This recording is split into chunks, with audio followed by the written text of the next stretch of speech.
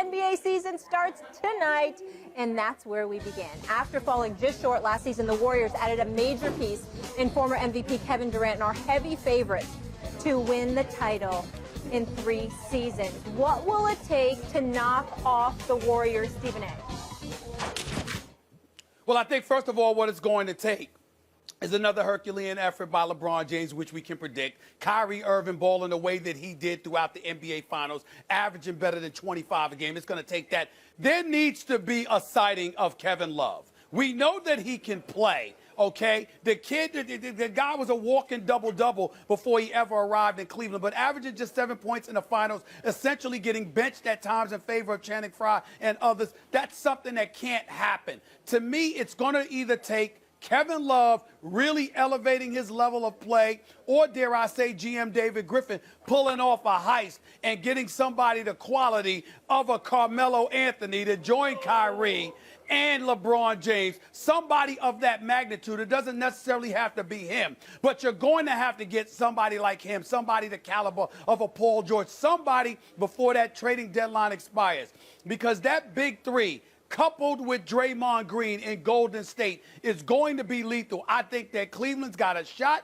There is no doubt about it. But at the same time, Kevin Love can't do what he did in the finals, and Cleveland can expect to repeat. You need somebody to step up as a viable third option. If it happens, the Cleveland Cavaliers can beat the Golden State Warriors in June.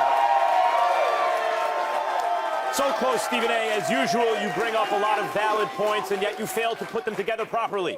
Yes, the answer is LeBron has to do his crazy thing where he does the Muhammad Ali thing where you don't think it's possible to pull off this upset, because it would be an upset, and yet he figures it out somehow. And how did he figure it out last year? He tried against Toronto up 3-1. He figured he had a game to kill here.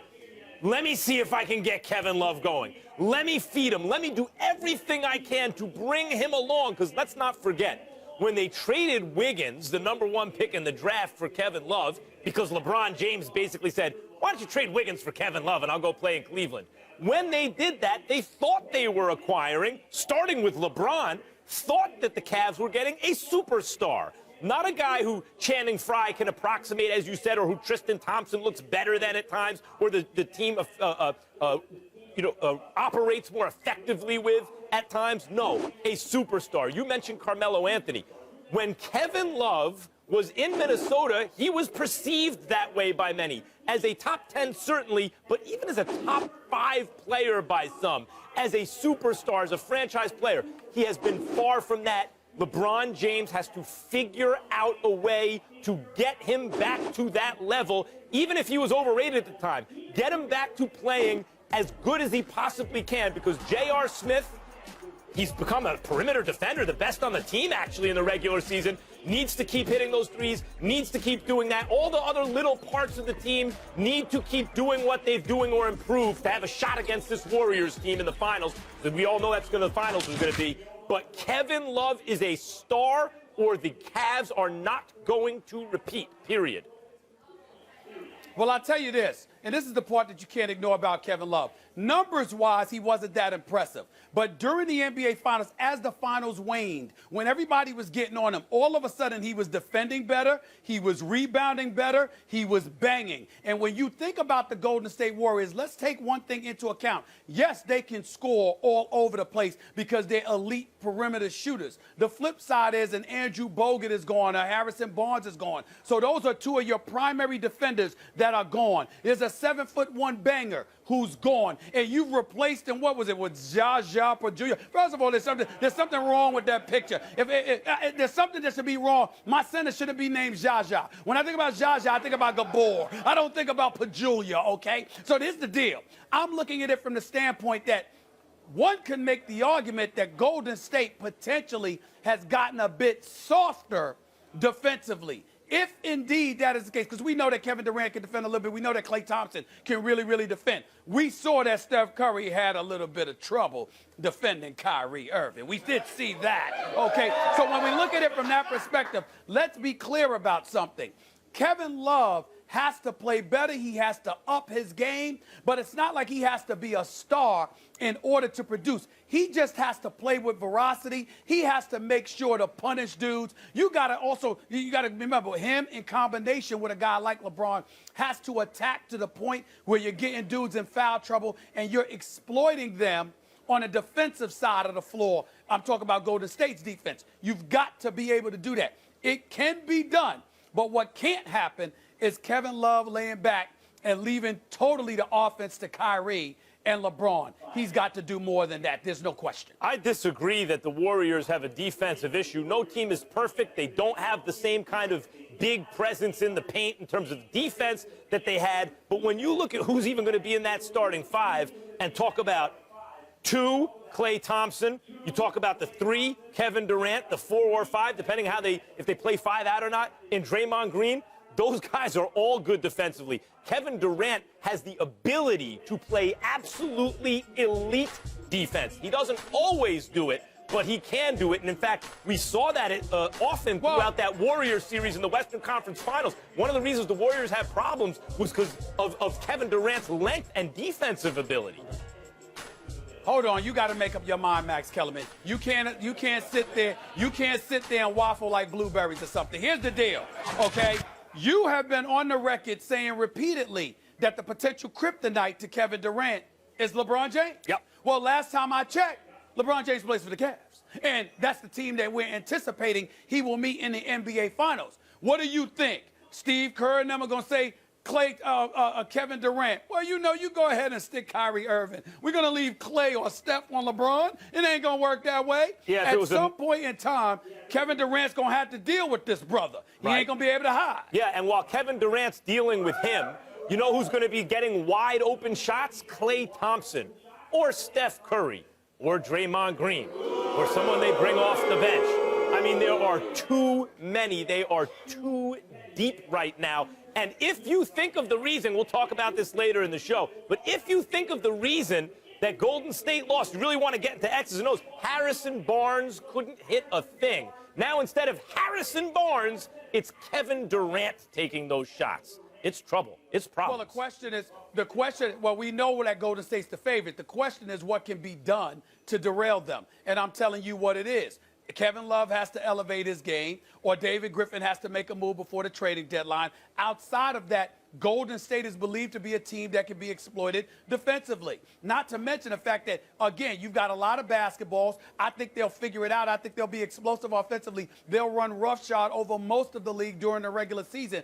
But when it comes to that 7-game series and you're trying to figure out what must be done, what has to be done, et cetera, what you have is a situation where you've got somebody in LeBron James who can attack the basket. You've got the Cleveland Cavaliers as the reigning defending champions with that chip off their shoulder. Let's not ignore the fact that pressure does break pipes. And we're talking about a guy in Kevin Durant that decided to leave Oklahoma City after being up 3-1 and then blowing it in the conference finals and then going to the team that actually beat him. Don't get me started with that. I'm in a good mood and I don't feel like getting ticked off, okay? So you got all of that going on, all right? You got to remember, the pressure is on. It ain't on Cleveland. Cleveland's playing with house money. LeBron came back, delivered on his promise. A championship is here in Cleveland, Ohio, because of him. And now they have nothing to worry about. Well, they're the playing with question house is, money because everybody's expecting Golden State. Everyone's expecting Golden State to win. The question Nobody's is, what do they expecting have outside to of do? Cleveland, nobody's expecting. What do they have to do to bump off the Warriors? And the answer, as all answers in Cleveland, begin and end with LeBron James. The reason they won this past season, the reason you're celebrating today, is because LeBron James figured out a way to get it done. He tried to bring Kevin Love along with him to the finals. It didn't quite work out. Don't tell me he elevated his play a little. Kevin Love was not a star anymore. They looked for mismatches throughout the game, and then LeBron made sure it was him and Kyrie at the end. LeBron James has got to figure this out, and in this case, it's not going to be enough to try to get Kevin Love to come along like last year, but, it didn't work, I'll figure something else out. Either he figures out a way to get Kevin Love, the star player, back, or they will surely lose to the Golden State Warriors in the finals. Well, listen, you can say that, and I can understand where you're coming from, but in the end, it's not for me, as far as I'm concerned, it's not for LeBron James to figure out Golden State. It's for Golden State to figure out LeBron James, because LeBron James is going to be coming. And it's just that simple to me. I mean, think about it. LeBron figuring out Golden State. What? I'm saying he don't have to figure out Golden State. They got to figure him out, because we know what he's going to do. Well, how you going to stop him? And that's really what this comes down to. They're going to spread the floor and shoot the lights out is what they're going to do. Well, you know that's how you feel. Yeah. That's how you feel. But Correct. the facts are, who's standing here right now is the reigning defending NBA champions. That would happen to be the Cleveland Cavaliers. So what I'm saying to you is, if you're Golden State, again, I'm looking at the people that they have in place. Now, Steph Curry and Klay Thompson don't have much to prove, but Kevin Durant does. Look, yes, and LeBron it's going to be real needs to get interesting into to see Kevin what he Durant's does. head the same way he got to Steph Curry's head when he's dunking on him, staring him down, and putting that doubt in his mind. LeBron will surely also have to do that to Steph and now Durant too. But this is an impossible to task do it like he he's hasn't trying already. to do. Well, but not with Kevin Durant on the team. You're saying that he has to He's already done it to Kevin Durant for years. They went 2 minutes in the fourth quarter plus without scoring a point, the Warriors, and that's why the Cavs won. It came down to Game 7 on the road, and they just added KD. So, yeah, LeBron got his work cut out, and he's the underdog. I'm just saying. The point is, you're saying he's got to figure out a way to get in Kevin Durant's head, talk to NBA aficionados, and they'll say, to make the argument to you, that he's already in Kevin Durant's head, that he's a big reason why Kevin Durant didn't even come to the East. Don't stay there. Then my advice to LeBron is stay right there. Stay in his head. You're going to need it. Okay. Stephen A., to your earlier point, We good. pressure bust pipes, it also makes diamonds, the ones that the Cavs will be getting in their rings tonight. And they have a chance potentially at a three-peat. So if the Cavs and Warriors face off for the third time in the finals, it'll be the first time in NBA history we have a finals trilogy in 3 straight years. No surprise that those two teams have the best odds of winning the title this season. Spurs, Clippers, Celtics have the next best odds to win the chip. So what team has the best chance to derail a finals rematch? Mr. Smith. Stephen A. I'm going to say, believe it or not, everybody wants to say the Clippers. I want to as well, but damn it, that Blake Griffin's got to step up, be healthy. And DeAndre Jordan, could you hit better than 50% for the free throw line? Pretty please, with sugar on top, it would be nice. I know it's popular to say San Antonio, because now you got Tim Duncan gone, Pau Gasol, and David Lee are there with Kawhi Leonard and LaMarcus Aldridge. But there's something, it's call it my spidey senses, something tingling. I don't know how to put it. I think the Oklahoma City Thunder has arguably the best shot to derail Golden State. I'm not saying it's going to happen, but when I think about the assassin that is Russell Westbrook, when I think about the fact that they added Victor Oladipo, who can ball, as your new backcourt mate. So for the first time, they really have a backcourt mate with Russell Westbrook. Yes, Kevin Durant is gone, and Oladipo doesn't make up for Kevin Durant.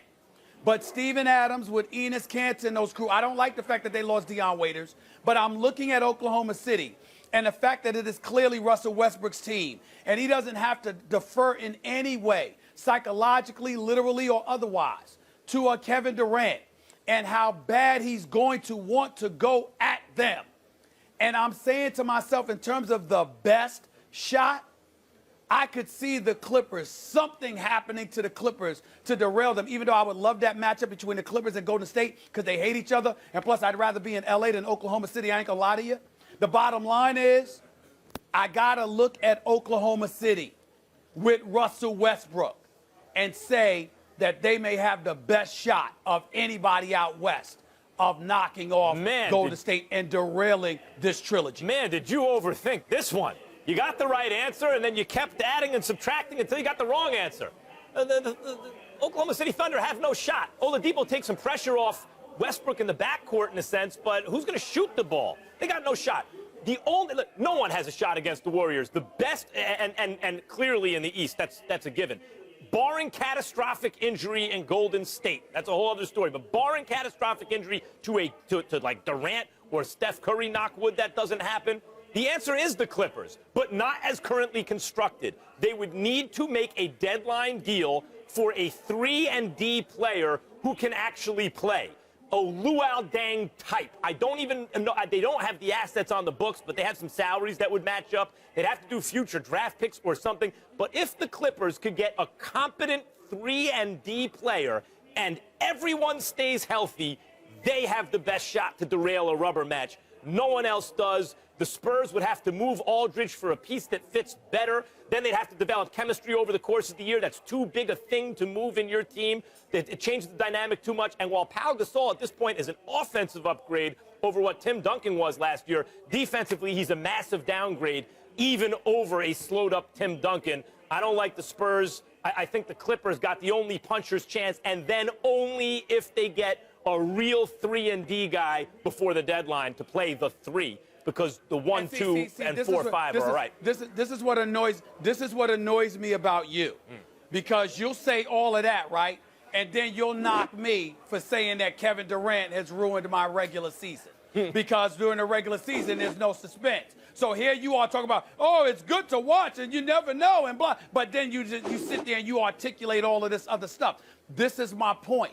That's why I consider it so weak that he decided to go to that team, being the superstar that he is, because it's a game of horse as far as I'm concerned. Look, Steph Curry is arguably the most unselfish superstar we have seen outside of LeBron James. He don't care about his numbers. He doesn't care about anything. He's willing to defer.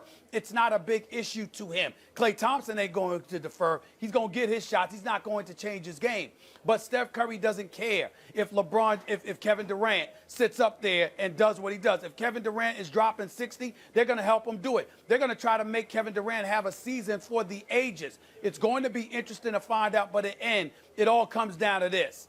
We will be right back here in June. It will be Golden State. It will be the Cavaliers.